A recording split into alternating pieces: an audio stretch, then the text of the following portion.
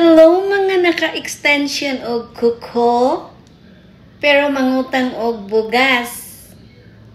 Himuon ang imong kuko nga kuko crunch. Kan-ana. Tara, mga untag ice cream. Nakoy ice cream dire nga strawberry flavor. Duha ka flavor atong ice cream. Cream. Isa lang ka scoop tama na. Kay lisod food kay daghan. Tamis. Uy, unsa man ni na ay kuan. Na usik. Unya na apod toy. Talamook. Tinamook ng vanilla ice cream. So ang una, kay Mr. M ra paning kuan ning vanilla niya akong gilabtan. Vanilla atong ipatong dira sa ibabaw sa strawberry. Ayaw pag hulog-hulog diha. Enough na. Tama na gyud na. Dili na kita magpadugang. And then hiwa-hiwaan na to ang strawberry fruit. Ayan, sibog dagto, sibog ko. Ayan. Taradin-dadin. Kalami.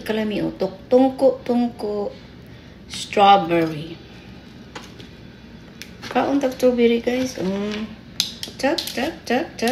Uy, ilan na hulog. Diha lang na siya. Pangkalat-kalat lang ko diha. Kay kauno na to na. Una atong snack. So, duha lang gid ka scoop. Hindi na ta magdugang. Kay maura na atong calorie intake. Ang bantayan ninyo is calorie no matter what. Bisan mo kaon pa mo rice, it's okay lang kay kinanglan balanced diet.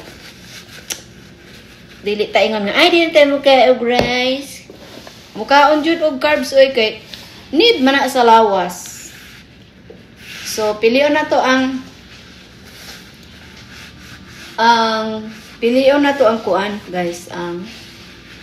Atong kaonon by portion lang kasi timbangon na to. Pila atong calorie nga gusto lang maabot. So moro na to kaonon. Di na ingon nga ay di na ka pwede mo ka og rice, di na ka pwede mo ka og bla bla bla. Pwede na tanan kaonon. Balanced diet gani. So, di na ka mukaon og carbs, dili na to balanced diet. O, diba? O wala kay greens, di na balanced diet. O wala kay fats, wala kay protein, dala na balanced diet. So, mga ano kita sa atong kutsara nga bulawan. So, kaon sa tag strawberry. Ato tayong